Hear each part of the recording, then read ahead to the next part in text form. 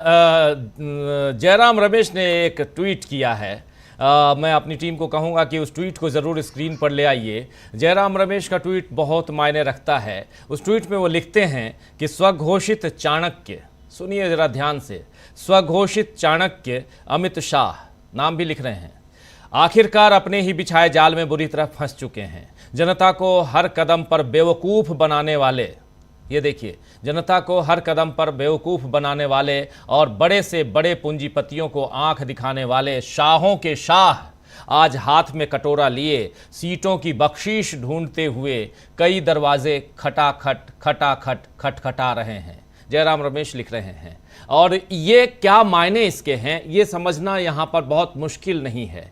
यहाँ से आज दिन भर की तस्वीर आप लोग देख सकते हैं, समझ सकते हैं। जिस चर्चा को इस ब्रेकिंग न्यूज में हम दोस्तों लेके आए हैं, उस चर्चा को आप समझ सकते हैं कि आज दिन में होने क्या जा रहा है, शाम को क्या होने जा रहा है। उधर उद्धव ठाकरे अगर कल प्रेस कॉन्फ्रेंस करके कह देते हैं कि सरकार हम बनाएंगे, और इधर तेजस्वी यादव कहते हैं कि क्यों नहीं प्रयास करना चाहिए, असदुद्दीन ओवैसी कहते हैं कि पिछले 10 साल से और जैसा किया गया है नरेंद्र मोदी को प्रधानमंत्री बिल्कुल नहीं बनने देंगे। जब असदुद्दीन ओवैसी कह रहे हैं, उधर ममता बनर्जी का आपने देखा, तमाम नेता, तो मायने क्या हैं। शरद पवार कई लोगों के संपर्क में हैं, ये भी माना जा रहा है, कहा जा रहा है। सब अलग अलग तस्वीरें आती रहेंगी। जरा जल्दी से डॉक्टर साहब आपके पास आना चाहता हूं। बहुत कुछ है, बहुत कुछ आज होना, जरा आपकी प्रतिक्रिया। आज की प्रतिक्रिया यहां से शुरू करते हैं कि कल से अब तक नरेंद्र मोदी का जो हाल हुआ है वो इन शब्दों में कहा जा सकता है कि मनुज बली नहीं होत है, समय होत बलवान, भीलन लूटी गोपियां, वही अर्जुन वही बाण।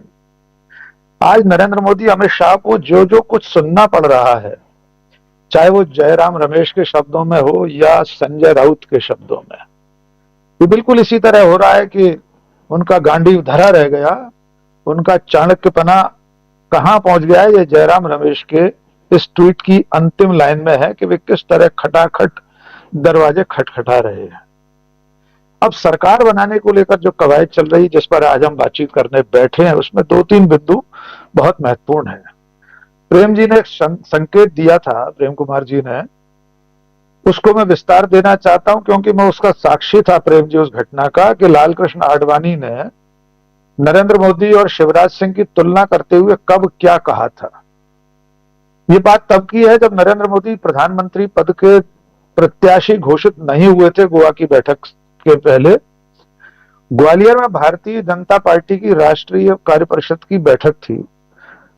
मैं स्वयं उस वक्त यहां नई दुनिया अखबार में संपादक था।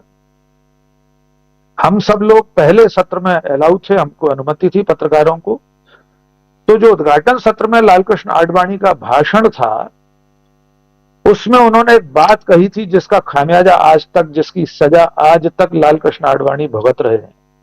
उन्होंने जो कहा था वो शब्दशः मैं दोहराता हूं। उन्होंने कहा था, लोग कहते हैं गुजरात मॉडल की बहुत चर्चा करते हैं, लोग कहते हैं नरेंद्र भाई ने बहुत काम किया है, लेकिन जो काम शिवराज सिंह चौहान ने किया है वो उससे ज्यादा महत्वपूर्ण है, क्योंकि शिवराज सिंह ने एक बीमारू राज्य को विकसित राज्य बना दिया है। यानी 2012-13 में लालकृष्ण आडवाणी नरेंद्र मोदी से शिवराज सिंह चौहान को आगे रख रहे थे और ये बता रहे थे कि आपने जो काम किया वो कुछ मायने नहीं रखता, शिवराज का काम बहुत महत्वपूर्ण है। और उसके बाद जो कुछ हुआ, गोवा की बैठक में नरेंद्र मोदी प्रधानमंत्री पद के प्रत्याशी घोषित हुए, आडवाणी के घर पर पत्थर फेंके गए मोदी समर्थकों द्वारा, ये भी इस देश ने देखा था। अब आते हैं आज की तारीख में क्या स्थिति है। डॉक्टर साहब, आज स्थिति यह है कि नरेंद्र मोदी 1.5 लाख वोटों से चुनाव जीते हैं, शिवराज सिंह चौहान 8.5 लाख वोटों से चुनाव जीते हैं। वही शिवराज सिंह चौहान जिन्हें 4 बार मुख्यमंत्री रहने के बाद 5वीं बार प्रचंड जीत दिलवाने के बावजूद मुख्यमंत्री नहीं बनाया मोदी जी ने और उनके कथित चाणक्य ने।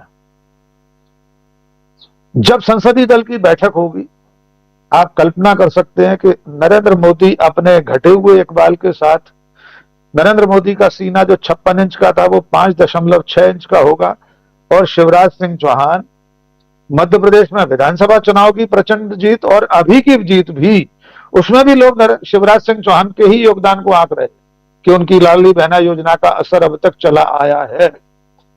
तो शिवराज सिंह चौहान 512 इंच के सीने के साथ खड़े होंगे, बैठे होंगे, तब जब प्रधानमंत्री पद के चयन की बात आएगी, तब नरेंद्र मोदी के सामने जो सबसे प्रबल दावेदार होंगे, जिनके दावेदारी के लिए मैं खुद मध्य प्रदेश का निवासी होने के नाते कई सालों से पैरवी करता रहा हूं, और खासतौर से नरेंद्र मोदी से एक बेहतर इंसान तो कम से कम शिवराज सिंह साबित होंगे ही।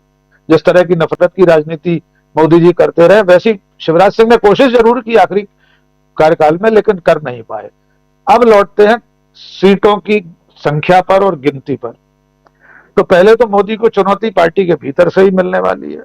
संघ भी अपनी उस बात को दोहराएगा जो जून 2023 में ऑर्गेनाइजर ने लिखी थी कि मोदी मैजिक और हिंदुत्व के नाम पर चुनाव नहीं जीता जा सकता।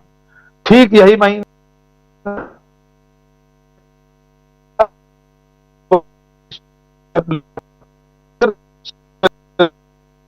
थोड़ा आपका डाउन हो गया। जी जी जी, प्लीज प्लीज अपनी बात रखिए। कि क्या आप सरकार बनाएंगे, क्योंकि उनसे ये दोबारा दूसरे प्रश्न में ये पूछा गया, तो आपने जो वादे किए हैं, जो आपका एजेंडा है, वो लागू कैसे करेंगे। तो राहुल गांधी ने एक चतुर सुजान सयाने राजनेता की तरह पहले तो ये कहा कि ये सवाल भी पहले सवाल जैसा ही है, यानी आप हमसे ये कहलवाना चाहते हैं कि हम विपक्ष में बैठेंगे।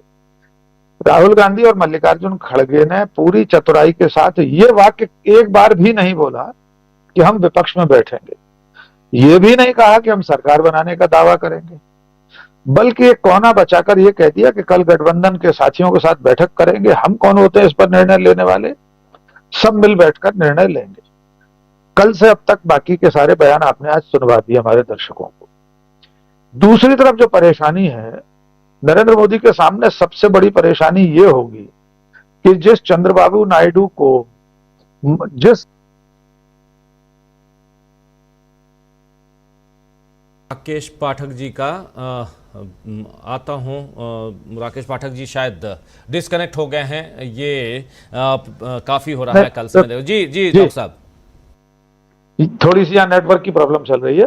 तो चंद्रबाबू नायडू तो 4% मुस्लिमों को आरक्षण देने की हिमायत करते रहे हैं। जो भारतीय जनता पार्टी, जो नरेंद्र मोदी पूरे चुनाव में मुस्लिम आरक्षण के नाम पर बहुसंख्यक हिंदुओं को डरा धमका रहे थे, पूरे चुनाव में ये कह रहे थे ये चीजें छीनकर मुसलमानों को दे देंगे या मुसलमानों को आरक्षण दे देंगे, तो आज की तारीख में जब वे शाम को मीटिंग करेंगे नायडू के साथ, तो क्या जी मुसलमानों के आरक्षण, बल्कि आंध्र प्रदेश को विशेष राज्य का दर्जा, ये भी बातें होती रही हैं और ये बड़ी डिमांड रही चंद्रबाबू नायडू की। तो कांग्रेस ने पहली फुर्सत में कल पोस्टर पूरा करेंगे। हाँ, जयराम रमेश ने ट्वीट किया, बयान भी दिया कि हम उनकी इस डिमांड को पूरा करेंगे। बिल्कुल, पोस्टर बना के जयराम रमेश ने जारी कर दिया कि कांग्रेस तो विशेष दर्जा देने को तैयार है। तो ये कुछ ऐसी भव बाधाएं हैं जिनसे अभी पार पाना है नरेंद्र मोदी को। नरेंद्र मोदी के रास्ते में अभी बीजेपी के भीतर से कई कांटे हैं, बाहर की तरफ से जिन्हें वे जोड़ना चाहते हैं वे भी कोई बहुत आसानी से नरेंद्र मोदी का नेतृत्व स्वीकार करने को तैयार नहीं होंगे। उनके ऊपर भीतर बाहर से इस्तीफा देने का जो नैतिक दबाव है, यद्यपि नैतिकता की अपेक्षा न उनसे करनी चाहिए, न भारत में किसी से करना चाहिए राजनीति में, लेकिन हाँ एक बात जरूर कल हुई है, चूंकि आप महाराष्ट्र का जिक्र कर रहे थे, उससे मैं पूरा कर देता हूं कि महाराष्ट्र में जितनी बार तोड़फोड़ की नरेंद्र मोदी ने, तड़के 4 बजे सरकार बनवा दी, शपथ दिला दी, फिर कुछ घंटों बाद इस्तीफा 1 दिन बाद देना पड़ा। अब कम से कम कल के बाद मुझे नहीं लगता कि ऑपरेशन लोटस जैसा कुछ चलाने की निर्लज्ज बेशर्म कोशिश अब मोदी शाह कभी भविष्य में कर पाएंगे। न केवल ये दोनों, बल्कि सत्ता में आने वाली कोई पार्टी, कोई नेता, कोई गठबंधन इस तरह की बेशर्म कोशिशें नहीं करेंगे कि जनादेश से चुनी हुई राज्य सरकारों को गिराएं। इसमें एक काम हिमाचल प्रदेश ने भी कर दिया है। भले लोकसभा की 4 सीटें हार गई है कांग्रेस, लेकिन जिन लोगों ने दल बदल करके बीजेपी में जाकर चुनाव लड़ा था, उन 6 में से 4 लोगों को घर बिठा दिया है जनता ने। तो ये कल के जो टेक अवे उनमें से एक इसको भी हम गिन सकते हैं कि आज के बाद ऑपरेशन लोटस शायद इस देश में अब कभी देखने को नहीं मिलेगा। जी राजीव जी। जी बिल्कुल बिल्कुल, आप सही करें। बहुत शुक्रिया, बहुत धन्यवाद आपका डॉक्टर राकेश पाठक जी। और चर्चा में हमारे साथ बने हुए हैं प्रशांत टंडन जी, अमलेंदु उपाध्याय जी, राहुल लाल जी, आप तमाम साथी हमारे साथ जुड़े हुए हैं। और इस ब्रेकिंग न्यूज में हम आप तक पहुंचा रहे हैं कि कैसे इंडिया गठबंधन इधर तैयारियां जोर शोर से कर रहा है, इंडिया का जोर है और नरेंद्र मोदी प्रधानमंत्री नहीं बनेंगे, इस पर तमाम तरह के अटकलें नहीं बल्कि उसकी कोशिशें, उसके लिए काम हो रहा है। और सबसे बड़ी बात की इंडिया एनडीए के इन घटक दलों में से एक भी अगर छिटक जाता है तो बहुमत के आंकड़े के बाहर हो जाती है बीजेपी कह लें या एनडीए कह लें, और यहां से सरकार गठन करना बहुत